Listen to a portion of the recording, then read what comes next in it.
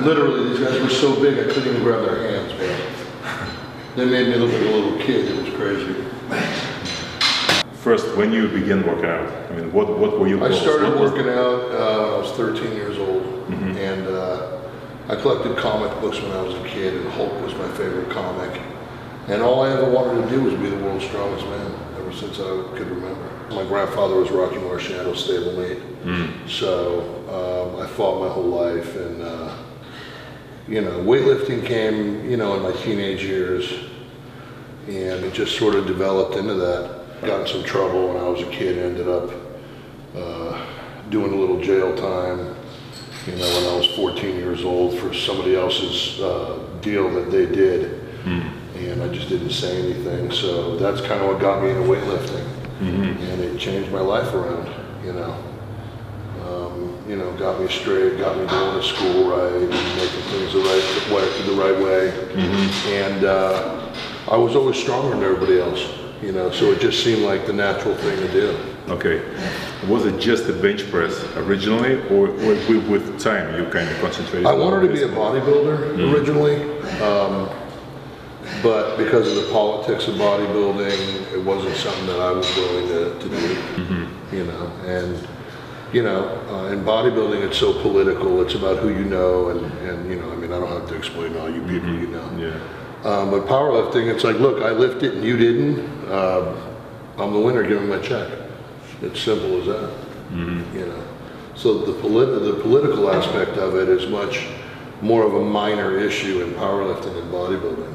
You know, because you know, bodybuilding is obviously a very hard, disciplined thing, but it's not judged by you being the best. It's about you putting your time in and who you know. So it's a lot different, you know. And I just, you know, I wanted to be able to look at myself in the morning and be able to be okay with that. So I started strength training, and you know, bench was always my favorite thing. I squatted 1,000 pounds. I pulled 850 for 6 reps on a deadlift. But I never competed in a 3-lift competition. I never wanted to. I didn't have that much time, you know. The time I was putting in was already more than I was willing to do for, you know, I have a family and, you know, I'm gonna make a living and the whole 9 yards. So everything needed to fit, you know, together collectively, so. But if we talk about your progress in results, how did they come? What were like the main cornerstones? The genetics I was born with, but it was the commitment. It was making my mind up at that moment to say, hey, I'm going to dedicate my life, my soul, my being to this sport, and I'm going to make it mine, and I'm going to take it, and I'm going to make it Scot Mendelson sport, and that's what I did. But still, it doesn't happen overnight. Probably there were some people to conquer, and there were some results that like just wouldn't give up. Honestly, there was never a person that I needed to conquer. Oh, really? I always have my own goals in my head, and the goals that I have in my head far outweigh anything that's humanly possible, at least on this local planet. I know what I can do. You know, I've switched over to arm wrestling now, and I'm going to take the whole world over in arm wrestling now. Just like I did in bench press, and it's not going to be anything different. I'm going to destroy everybody, and I'm going to do what I need, and I'm going to take what's mine, because ain't nobody holding me back. Who's your biggest rival in arm Me. wrestling? Oh, that's good. I like that. Me. I make all the mistakes. You know, I have to learn, and like in anything else, you know, you have to conquer yourself, and that's what it's all about. It seems like you figure out everything for yourself. Like you are your biggest enemy, your biggest obstacle, whatever. But the people out there, they have different genetics. Some of them, they have different goals. What would your advice be to them? My advice to all of you out there would to be, find the best person in whatever anything that you do. You need to search out and find who the best is, and you need to listen to them, and you need to do exactly what they tell you, and you need to trust them. And if you can do that, and you can form that trust and that bond, and that person is out for you solely and for you to be the best that you could be, then that's what you need to do. My first powerlifting coach, if he told me eat a pile of dog shit off the floor, I would have done it, because that's what it takes. It takes whatever you need to do to make it happen in a positive way. And then you need to go out and you need to do that. Interesting. You see, in bodybuilding is different. A lot of people are training just by themselves, you know, self-taught, self-motivated, everything kind of like internalized, you know. Well, that's why I work with a lot of pro bodybuilders, because most of them don't know what the hell they're doing. Yeah. So, but there are guys out there, the Ronnie Colemans and the Dexter Jacksons and, you know, all these top-end guys that do know what they're doing. Because when you're on top and you're the best, your job is to be the performer.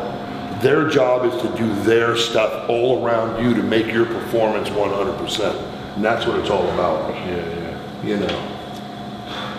Okay, then some questions about your age. You're 46 right now, right? Tell me honestly, what's the difference, let's say, between you at 25, at 35, and 46 right now? In terms of training, nutrition, discipline, whatever, recuperation, how fast you recover, and so on. Well, when I was 25, I had no idea what I was doing.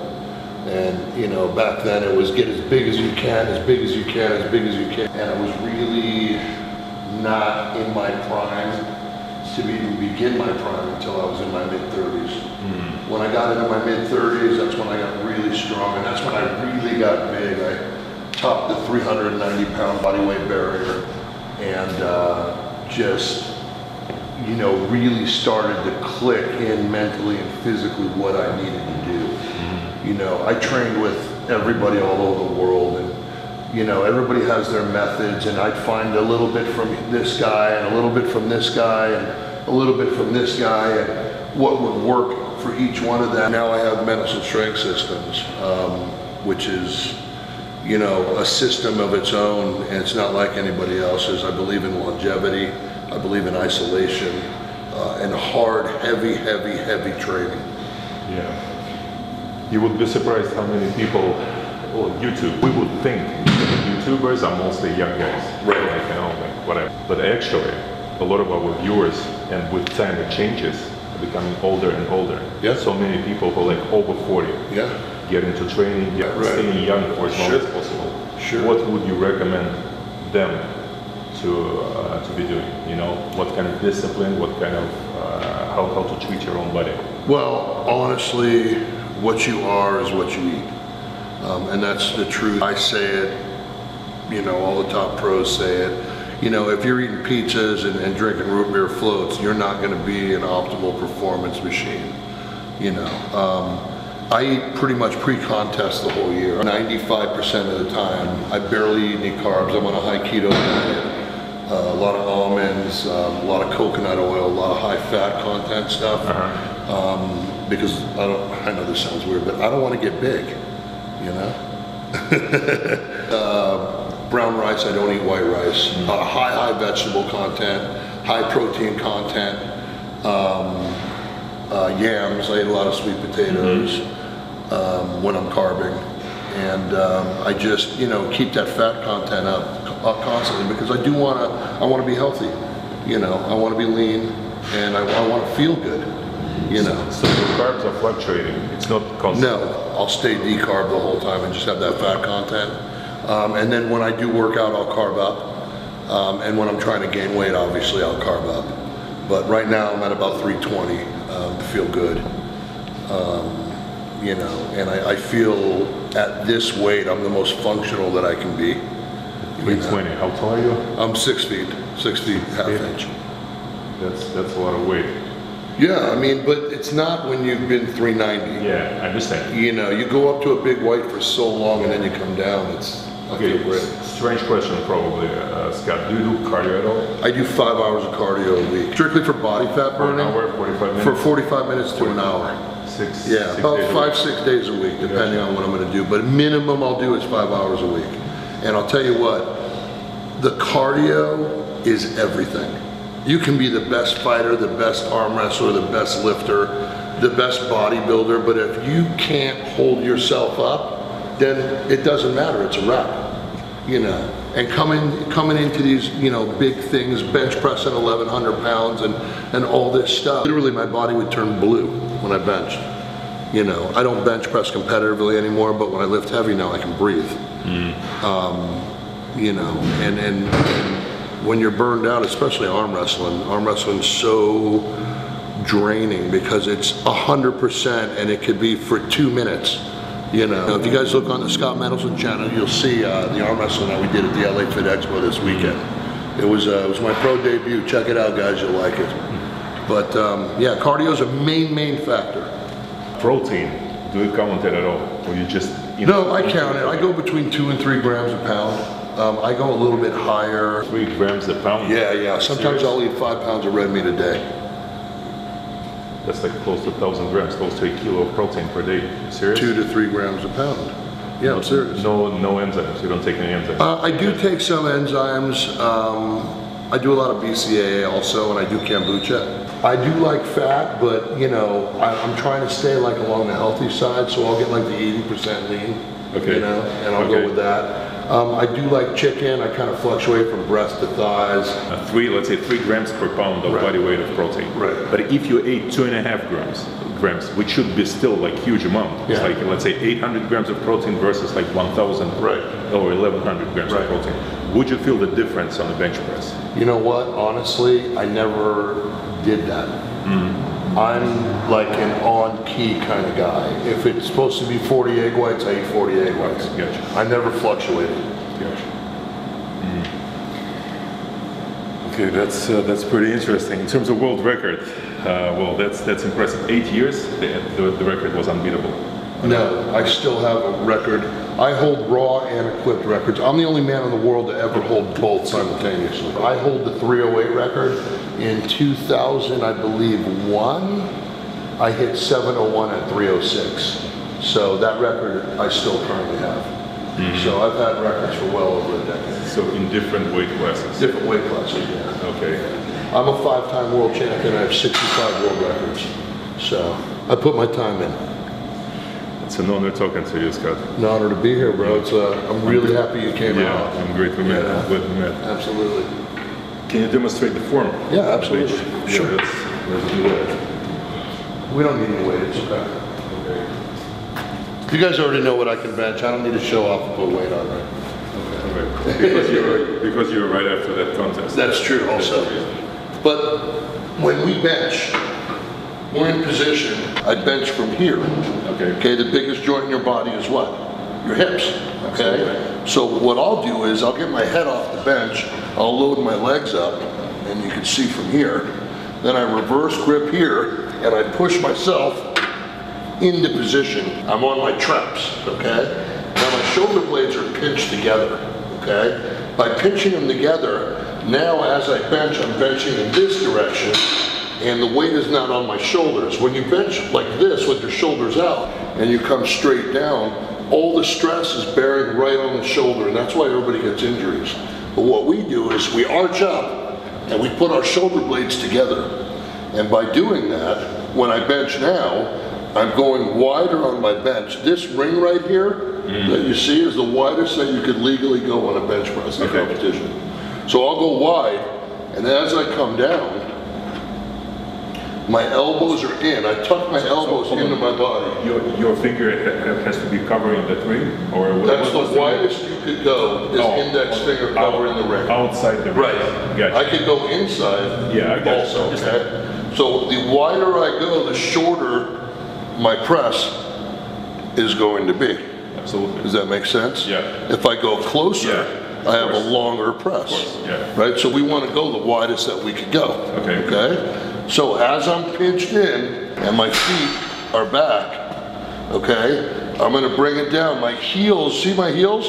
You'll notice my heels, I'm going to push my heels down. Now as my heels go down, I'm contracting my lower body. My hamstrings, my quads, my calves, everything's contracted. Now I'm going to have to go ahead and contract my glutes, my tush, together also, and that's a separate thing. Now my belly, you're gonna stick it up. Now if you notice my belly's relaxed, watch what happens when I tighten it. See, it went down, relaxed, tight. Yeah. So as I go down, I want to relax my body and bring my belly to the bar, okay? Now what I'm doing here is I'm loading up. So my heels are down, I'm in position, I've got the hand off, elbows are in, heels are down. Now I'm tightening that lower body. Now I'm lifting my head up, and as I come down, my belly I'm reaching for it with my belly to cut the distance down. Now once I get that distance in and I get to my chest, I get a press call. When I get a press call, I'm doing what's called a negative, and I'm pushing up on it even as I'm coming down. When I get that press call, it's not relax and then go. It's down and then press and gunfire. Like if you notice, me and you were talking before, and I kind of told you the way I look at my bench press is like a compound bow, like a bow and arrow. Yeah. And in this respect, my body is the bow. My arms and the weight is the arrow. So that bow is bound and it's like this. So as I'm coming back, everything's tight. I'm getting tighter and tighter and tighter. And then when I get that press call, press, boom. I don't even wait for them to say press. I just wait to hear. Gotcha. By the time they're at I'm already locked out. And that's a competition bench press. For my understanding, can you explain? You have to stop at the bottom, right? Do you have to touch your body at the bottom or no? You have to touch your body okay. and remain motionless to get press call. Okay. You know. So that's why this like sticking out the belly helps to reduce the distance? Yes, every athlete. Well, now I have abs. Everybody trips out because they're like, wow, he's got a belly and he's got abs. You know? And the reason is, people, I'm going to let you know, every athlete builds per his or her sport. If you're a velodrome bicyclist, your legs are huge. If you're a sumo wrestler, you're huge. If you're a bench presser, your belly is bigger because you practice this the whole time. And if you feel. Tell them, does it feel fat? Oh, fat, very firm. Very firm. You know, I got 10% body fat, but I'm not built like a bodybuilder. Yeah. Because I'm not bodybuilding. Correction. I am a closet case bodybuilder, and I do it all the time as support work when I'm not powerlifting or arm wrestling. I do legs, shoulders, chest, back, arms, everything.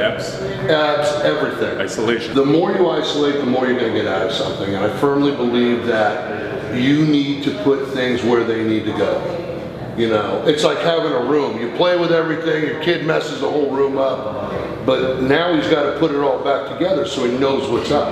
And that's, you know, clean your room.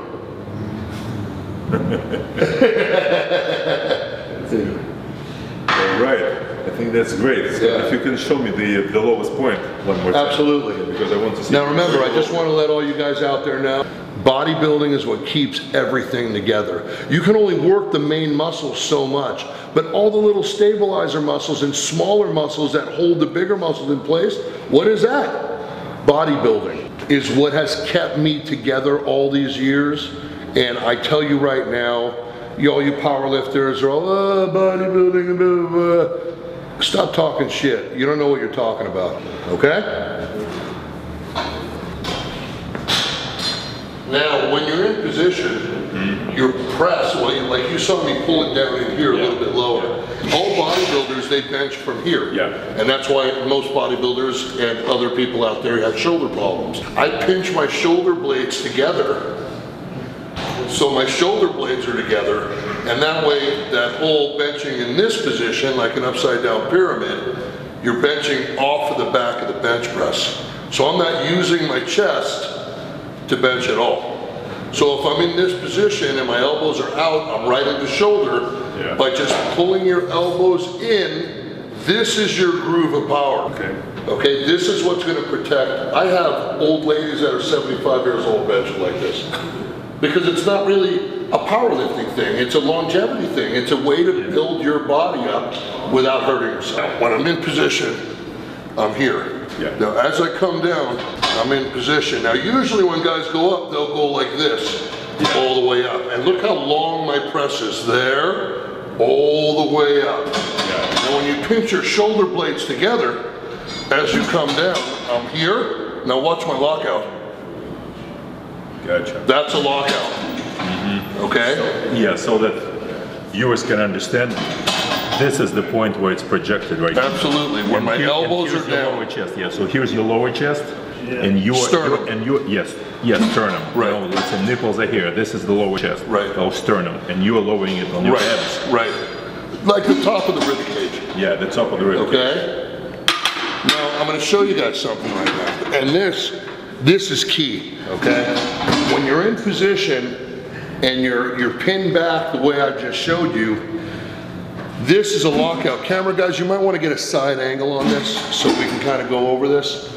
My shoulders are pinched back and this is a lockout, okay? Now watch what happens when I let one of my shoulders out. Do I want to press this much or this much? Of course.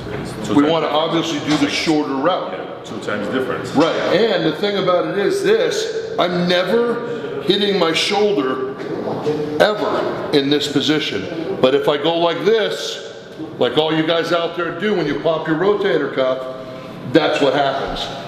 Okay, injury, no injury. Shoulder, blown shoulder.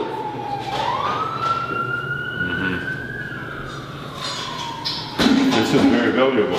Yeah. Because I was crazy about bench press. When I was like just beginning, Yeah. so many people said, "Go lifting." Like we're talking. Remember, when you look at, when people think bench press, it's the man's lift. It's the Absolutely. ultimate. Nobody's like, oh, hey, how much do you lift? Nobody cares how much you squat or what you deadlift. You know? It's what you bench. Well, yeah, the culture changes a little bit later. Sure, Because sure. more and more people are asking, oh, how much do you do a squat? How much do you deadlift? Sure. Right now with all this, you know, CrossFit movement and this and that, it's just- Absolutely. squats are becoming more and more popular. But bench, back in the 80s, it's all bench. Bench Absolutely, and bench. absolutely. And you know what? For all you people out there, CrossFit is the left hand. The right hand of CrossFit is what? Powerlifting, strength training. So for all you guys out there, next level training at 4617 Midnight Boulevard, Sherman Oaks, California, 91403. You can give us a call at 818-399-0905. You want to be a better CrossFitter? You want to be a better athlete? We even teach fighting here. We do it all. So give us a ring. Scott, how long ago did you open the gym? This place has been here for 2 years. 2 years. Is it a difficult business for you or no? Or it comes You know easy? what? The bench business, with the way the economy is, you know, it's like weird. Years ago, everybody, you know, was like, oh, all the money, all the money. These days, if you pay your bills, you're happy, you know? I can tell from my point of view that Scott is here all the time. Both times when I came here, he's working with clients, he's here, he's the real gym owner. Like, you know, he's sitting at home, someone else is working for him. I'm not the owner, I'm just a student here. All right, Scott, thank you very much for your time. Hey, thanks for being here, man. Really appreciate it. Thanks a lot, man. All right, this was very informative, I think. It was all bullshit, I just made it up.